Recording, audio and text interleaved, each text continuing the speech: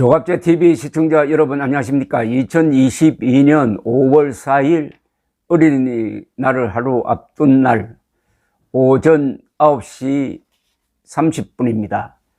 요사이 날씨가 참 좋습니다. 이 5월을 계절의 여왕이라고 부르는데 정말 이 살아있는 것의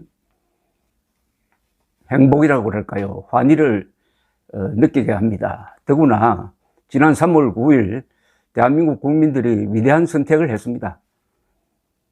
자유민주주의 체제를 지키느냐 아니면은 김일성 세상이 되느냐의 선택에서 표로서 피를 흘리지 않고, 이게 중요합니다. 피를 흘리지 않고 자유를 지키는 선택을 했습니다. 그래서 이것은 세계사적 의미가 있다고 저는 평소에도 누누이 강조하고 있습니다. 팬데믹으로 국가의 힘이 세지고 개인 사생활에 개입하고 예산을 마구잡이로 쓰고 이래 되면은 좌파 세상이 되게 마련입니다. 그런데 거의 유일하게 한국의 유권자들이 맨정신을 가지고 어마어마한 이 국가 권력과 국가 예산의 공세를 이겨내고 0.73%포인트 차이로 윤석열 당선인을 만들어냈습니다. 이때까지는 좋았어요. 그런데 지난 한 2달 동안 어떻게 된 판인지 윤석열과 문재인 대결 구도가 벌어지더니 결국 문재인이 압승하고 말았습니다. 어제 문재인이 원하는 검수완박 법안이 공포됨으로써 일단 1라운드에서는 윤석열 완패, 문재인 완승입니다. 어떻게 이럴 수가 있느냐를 좀 알고 넘어가자, 이런 차원에서 한번 분석을 해보았습니다.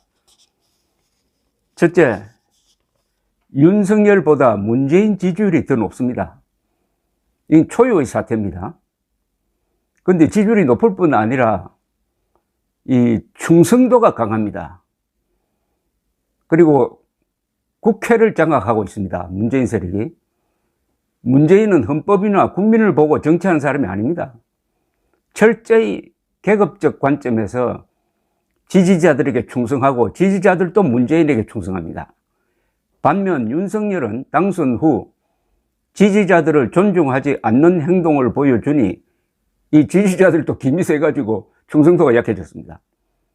단결된 지지자들과 국회를 장악한 힘이 문재인 대통령을 기세등등하게 만들었고 윤석열 당선인을 기죽게 만들었다.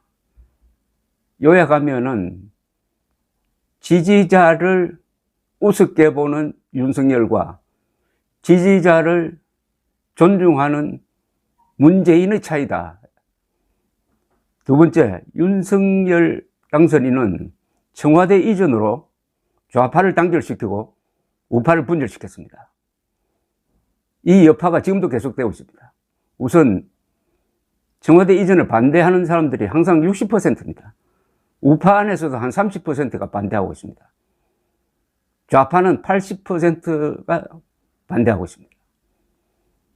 이 청와대 이전을 견제하고 나선 문재인 대통령에게 윤석열 당선인 측이 예비비라도 먼저 좀 쓰게 해달라고 호소했습니다. 여기서 윤석열 당선인의 약점을 간파한 문재인 대통령이 그 뒤 계속 그를 갖고 놀기 시작했습니다. 그러다가 자신감이 붙은 문재인 대통령은 노골적으로 윤석열 당선인을 향해 가지고 청와대 이전을 비판을 해도 정작 윤석열 당선인은 침묵하고 대리인을 시켜서 힘없는 비평만 하고 있습니다. 기가 꺾인 겁니다. 세 번째, 조선일보를 비롯한 보수 언론도 팬클럽이 돼가지고 윤석열 당선인의 실수나 배신까지 감싸주니까 요게 오히려 문재인 측을 더욱 기세등등하게 했습니다. 왜냐? 보수가 시시비비를 가리면서 윤석열과 국민의힘을 비판하고 독려해서 문재인 세력과 싸우도록 만들어야 문재인 측이 겁을 낼 터인데, 그러지 않고 오로지 문재인과 민주당 공격만 하고 윤석열을 감싸기만 하니까 이 국민의힘은 과보호를 받는 나약한 존재로 전락하고 사실상 금수완박 싸움을 포기했습니다. 아니, 굴복했죠. 중재안 받아들이는 걸로. 네 번째, 지금 보수는 어떻게 되어 있느냐 하면은 다수의 윤석열 팬클럽과 극소수의 윤석열 극구 반대자, 그리고 상당수의 시시비비 가리는 사람, 비판자로 분열되어 있습니다. 6대 3대 1쯤 되지 않을까 생각됩니다. 60%는 팬클럽, 30%는 시시비비를 가리는 사람, 10%는 극구 반대자. 그런데 이 팬클럽 안에 부정선거 음모론자들이 많습니다. 그런데 윤석열 진영에서 가장 싫어하는 그룹이 이 음모론자들입니다. 사전투표 하지 말자는 운동을 벌려가지고 윤석열 후보를 골탕 먹인 사람들이죠. 그러니까 윤석열로서는 이 팬클럽도 또 좋아할 리가 없는 거예요.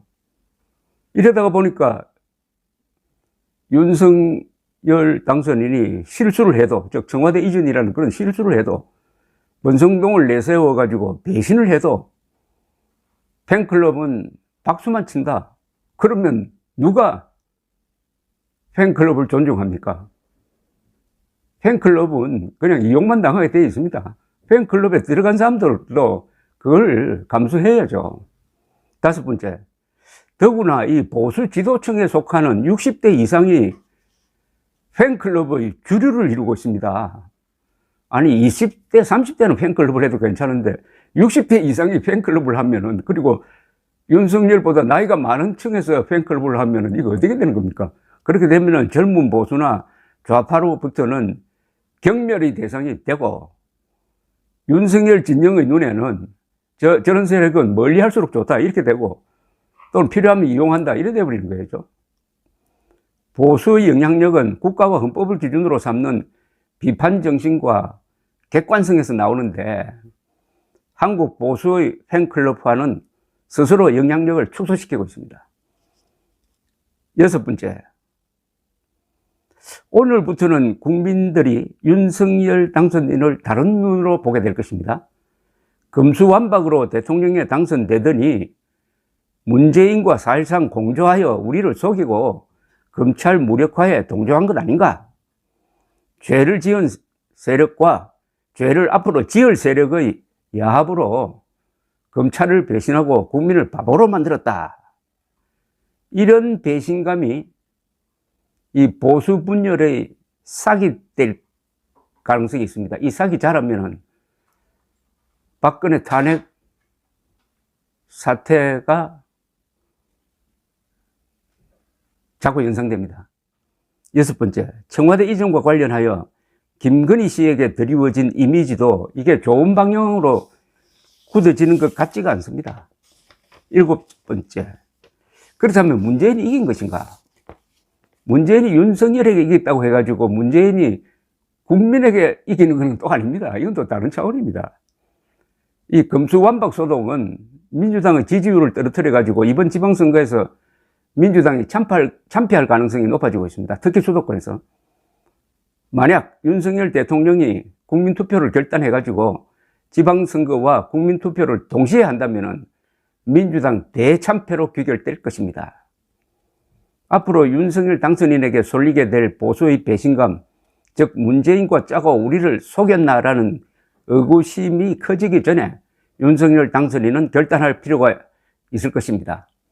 할 수 있고 해야 하고 하면 이기게 되어 있는 국민투표에 승부를 거는 겁니다. 그리하여 자신의 결백을 증명해야 될 의무가 있습니다. 그동안 절치부심하면서 때를 기다렸다고 당당하게 말할 수가 있습니다. 그런데 만약 국민투표 결단을 기피하면은 야구에서 흔히 보듯이 절호의 기회를 놓친 팀에 돌아오는 그런 종류의 위기가 찾아올 것입니다.